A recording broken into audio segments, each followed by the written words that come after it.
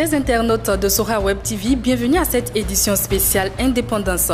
Au menu de ce journal, il y a 63 ans que le Bénin a pris son indépendance. Le département des Collines se souvient de cet événement mémorable. Notre rédaction était à Savalou, Banté, Dassazoumé et à Klangpa. L'Info de Calais consacre un dossier à cette actualité. Et puis hors de nos frontières, après le coup d'État intervenu la semaine dernière, les médias Radio France Internationale et France 24 ont été suspendus au Niger le jeudi dernier. Et en sport, le championnat scolaire départemental des Collines a été lancé le 29 juillet 2023. Objectif, faire la promotion des jeunes talents sportifs du Bénin. Raoul Adoko et Floris Boyou nous feront le point dans ce journal. Bienvenue à tous. Dossier spécial Indépendance pour démarrer.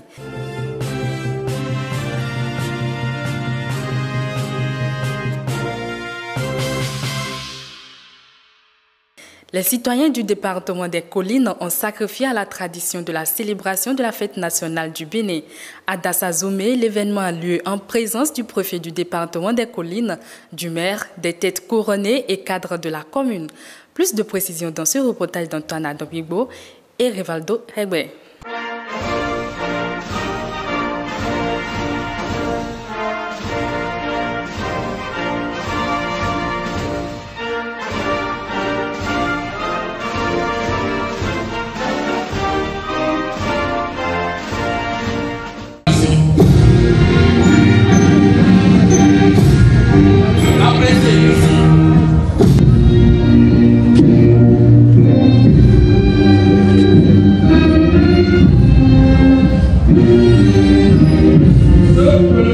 C'est un défilé militaire, paramilitaire et civil qui accroche. C'est une parade qui attire toutes les attentions. C'est dans cette ambiance que la fête de l'indépendance a été célébrée dans le département des Collines. Après des moments de vacances dus à la Covid, le département des Collines mérite une célébration exceptionnelle. Vous avez vu l'Alliance populaire, vous avez vu toutes les composantes au niveau des forces de défense et de sécurité. Vous avez vu les chasseurs qui sont une particularité en ce sens que les chasseurs, lorsqu'on évoque le nom, sont assimilés à des gens vulgaires, à des fauteurs de troubles. Mais non, ici ce sont des chasseurs professionnels, ce ne sont pas des badauds qui se mettent dans la foule pour casser. Et donc c'est déjà heureux. Vous avez vu les femmes qui ont défilé tout à l'heure, d'autres groupes sont venus et l'Alliance permet quand même de donner une fierté à chacun de nous d'être béninois, une fierté de célébrer cette fête nationale. Des parades de l'armée et des éléments de la police républicaine qui rassurent. Monsieur le préfet des Collines, l'unité d'opération constitue la réserve. Tous les corps composants de l'administration, surtout des militaires et paramilitaires, nous ont égayés. Nous sommes vraiment ravis qu'effectivement nous sommes protégés et nous pouvons dormir sur nos lauriers. 63 ans après l'indépendance, le Bénin doit compter sur ses propres gardes, selon le maire de Dassazoumé. Pour moi, c'est un réel plaisir que j'assiste au déploiement des forces de défense et de sécurité grâce au préfet et aux forces de l'ordre. Tout cela s'organise dans la joie, mais aussi dans la sécurité. À l'endroit de mes citoyens et compatriotes, je viens de le dire, ayons foi en nous-mêmes et comptons sur nos propres forces. C'est simplement ça et nous allons gagner. Cette célébration de la fête de l'indépendance a réuni cadres, artisans, jeunes et femmes venus des 6 communes du département des Collines. C'est un mouvement de fierté. Je suis comblé ce jour parce que c'est inédit.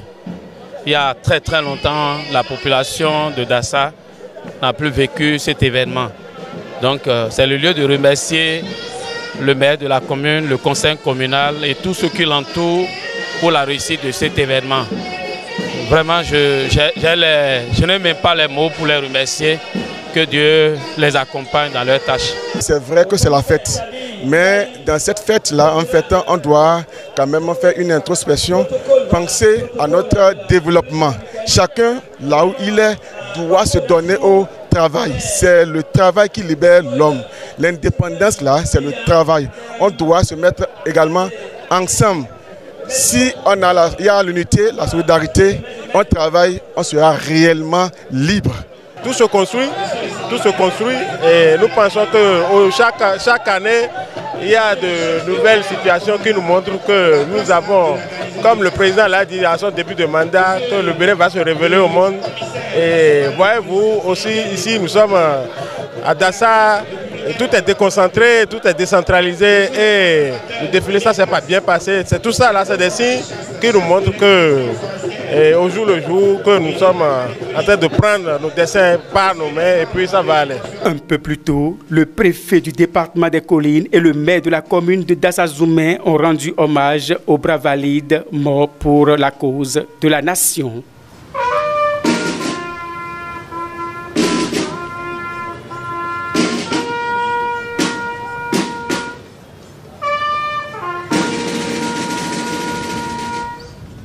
De Dassa-Zoumé, rendons-nous à Savalou, où le 63e anniversaire du Bénin à la souveraineté internationale n'est pas célébré sous silence. Le maire de la dite commune d'Eledji Wendo a encore sacrifié à la tradition.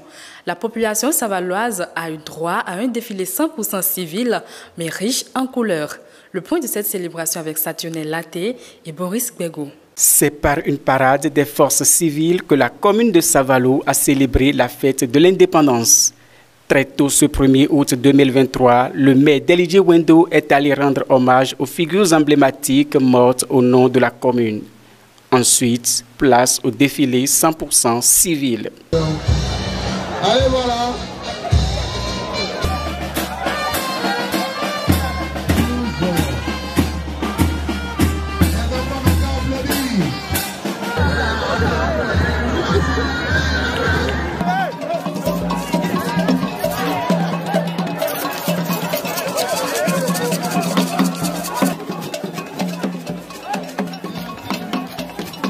Le corps militaire, paramilitaire était invité pour le défilé officiel à Dassa.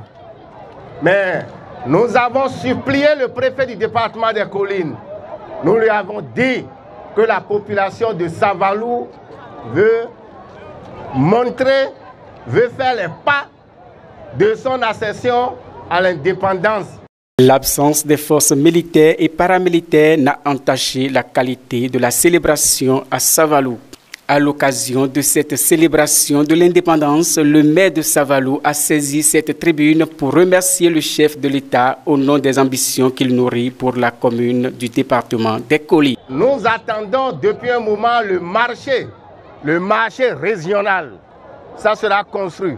Les travaux vont démarrer d'ici à là. Et le président de la République ne s'est pas arrêté en si bon chemin. Et il nous a promis encore un grand hôpital qui sera construit sur la terre des Souhavis. Par ailleurs, président du comité d'organisation de la fête du 15 août d'Eledji Wendo a présenté aux populations les innovations qui professionnalisent l'organisation de cette édition. Au nombre de celles-ci, la construction d'un nouveau siège pour la fête de l'Ignam à Savalou.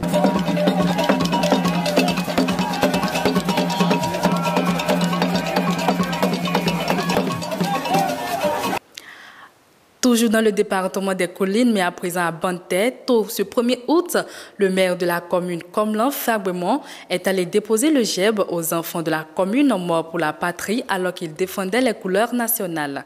À l'occasion, il s'est prononcé sur les questions de développement que connaît Bantet en termes de sécurité et d'infrastructure. Suivez sa réaction au micro de Raoul Adoko et Majid Liadi. Un peu le point au niveau de la gouvernance. Dans le domaine de l'eau, tous les arrondissements sont actuellement en chantier pour la connexion en eau potable à travers le programme de l'ANAPMR et la réception de l'ouvrage hydraulique de Banon en est une parfaite illustration. Les chantiers ouverts dans les arrondissements de Gouka, de Bobé, d'Akpassi, de Koko en sont des illustrations parfaites. Actuellement, plusieurs pistes de nos localités sont en étude pour être réhabilitées à travers un programme phare du gouvernement. Le dernier conseil des ministres, en date du 28 juillet passé, a été exceptionnel pour la commune de Banté, avec l'annonce imminente de réfection de 12 centres de santé. Une annonce historique qui se concrétise déjà par des études et des remises de sites et la sélection des entreprises. Nous profitons de l'occasion pour saluer avec beaucoup de respect le travail acharné des forces de police républicaine et de toutes les forces paramilitaires en présence dans notre commune pour leur travail acharné pour assurer la sécurité des paisibles populations de Banté. Une première à Aklankpa. Les fils et filles de cet arrondissement se rappellent de la date du 1er août 1960. Placée sous le thème de l'union et de la solidarité, la célébration de la fête de l'indépendance a connu le soutien de Dr Louis-Marc Sognon, cadre de cet arrondissement. Reportage.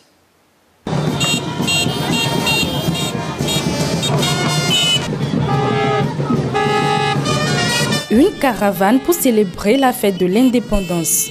Nous sommes ici à Aklankpa, dans la commune de Glazoué. Les fils et filles de cette localité ont choisi cette date pour marquer un acte fort. Une initiative qui vise à trouver des pistes de solutions aux maux qui entravent le développement de l'arrondissement d'Aklankpa.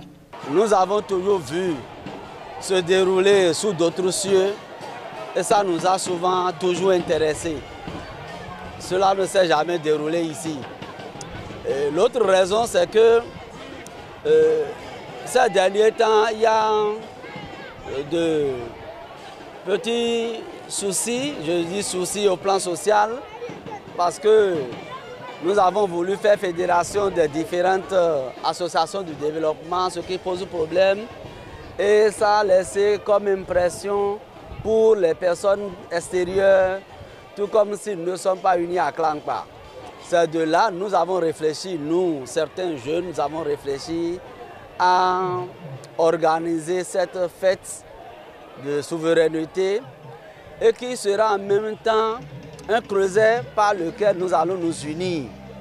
Et nous sommes ensemble, nous allons montrer à la face du monde qu'en réalité, même si nous laissons l'impression que nous sommes divisés, nous sommes toujours ensemble à Aklankpa. Cette rencontre, qui sonne comme une prise de conscience des forces vives de cet arrondissement, est appréciée par le Dr Marc-Louis Sognon, cadre de l'arrondissement d'Aklankpa. C'est l'occasion pour nous de nous rappeler qu'il est plus qu'important que nous restions ensemble et que l'union fait la force. À partir de cet instant, nous demandons humblement à tous les cadres, à tous les fils d'Aklankpa de se réunir, d'être comme une seule personne afin que nous bénéficions des ouvrages, des infrastructures socio-communautaires dans la commune de Glazoué et précisément dans l'arrondissement d'Aklankpa. Nous pouvons bénéficier des routes, nous pouvons bénéficier des ouvrages hydrauliques, à savoir des forages ou des châteaux d'eau. Nous pouvons bénéficier également de la construction des modules de classe. Le défilé des scouts, des Kaletas, des artisans et de la communauté Peul ont été les activités phares de cette commémoration.